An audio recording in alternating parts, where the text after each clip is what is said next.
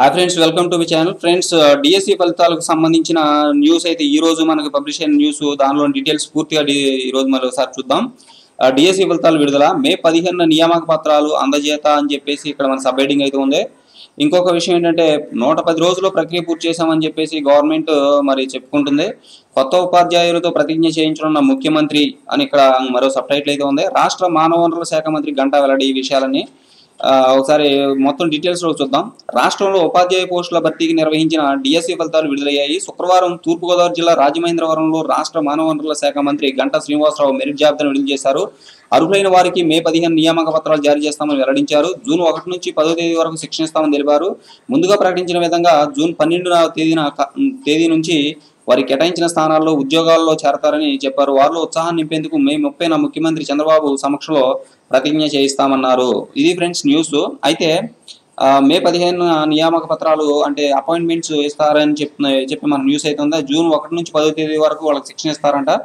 ఆ తర్వాత 12వ తేదీ నుంచి వాళ్ళకి మరి ఉద్యోగులకు హాజరవుతారని చెప్పేసి మనకి ఇక్కడ న్యూస్ అయితే ఉంది. అంతేకాకుండా దీంట్లో మరికొంత న్యూస్ మనకి ఇక్కడ ప్రొవైడ్ చేయడం జరిగింది ఫ్రెండ్స్. దానికి సంబంధించి మరిన్ని డీటెయిల్స్ చూద్దాం.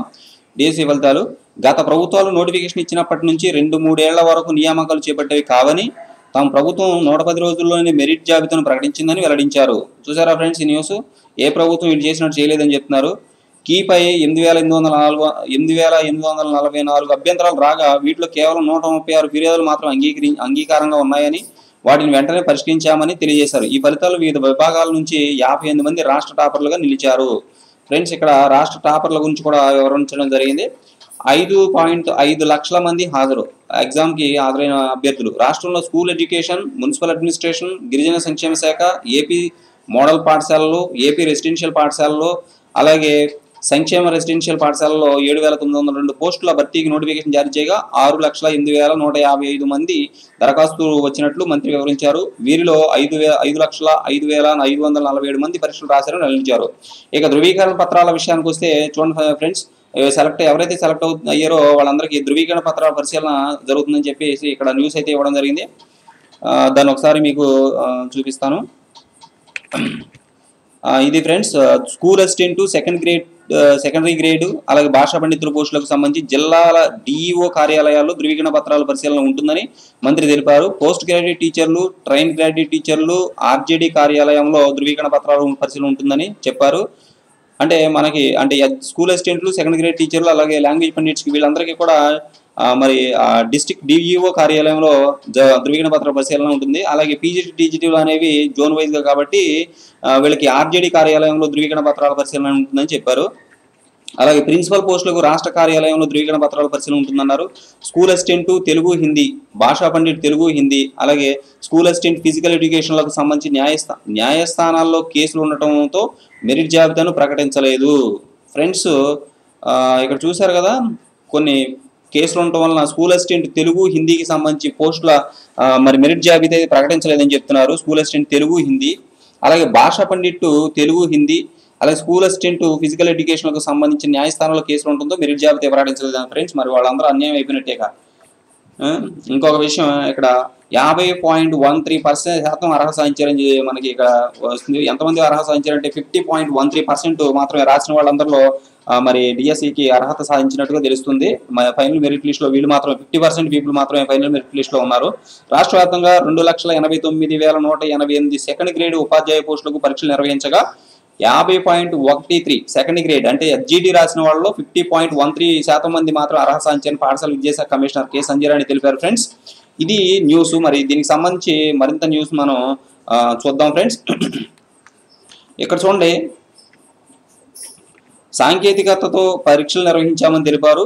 కార్యాలయంలో రాజమహేంద్రవరం గ్రామీణ ఎమ్మెల్యే గోరంట్ల బుచ్చి చౌదరి, ఎమ్మెల్యే ఆదిరెడ్డి అప్పారావు, మేయర్ సంతకం రజనీష్ శేషరాయి, డిఈఓ అబ్రహం తదితరులు పాల్గొన్నారు. త్వరలో ఆచార్య పోస్టుల భర్తీ అని చెప్పేసి కూడా మనకి ఇక్కడ న్యూస్ అయితే పబ్లిష్ అయింది ఫ్రెండ్స్. ఆచార్య పోస్టులు అంటే లెక్చరర్ పోస్టులు అన్నమాట. విశ్వవిద్యాలయంలోని సహాయ ఆచార్య నియామకాల త్వరలో చేపడతామని మానవ వనరుల శాఖ మంత్రి గంటా శ్రీనివాసరావు మరి తెలపడం జరిగింది.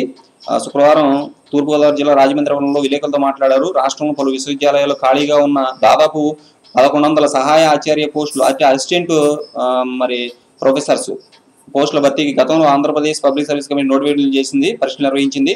అయితే అర్హత విషయంలో ఏపీపీఎస్సీ, యూజీసీ నిబంధనలు వేరువేరుగా ఉన్నాయని, ఇది చల్లదని కొందరు న్యాయస్థానాన్ని ఆశ్రయించారు. దీంతో నియామక ప్రక్రియ నిలిచిపోయింది. ప్రస్తుతం అడ్డంకులు తొలగిపోయే పరిస్థితి ఉన్న నేపథ్యంలో త్వరలో నియామకాలు చేపడతామని మంత్రి పేర్కొన్నారు.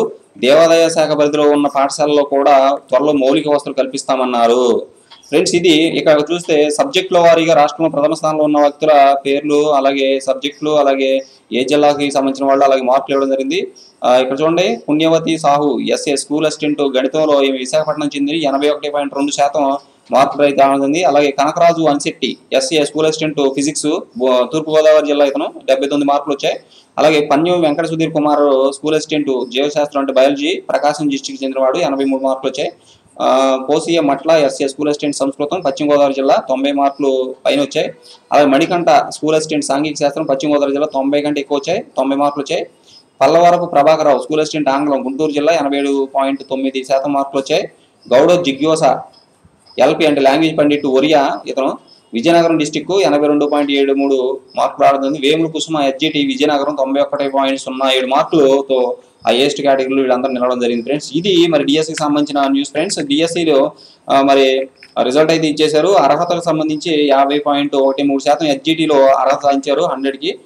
మిగిలిన వాళ్ళందరూ డిస్క్వాలిఫై అయిపోయారు. అందుకే వాళ్ళ పేర్లు మనకి మరి లిస్టులో అయితే లేవు.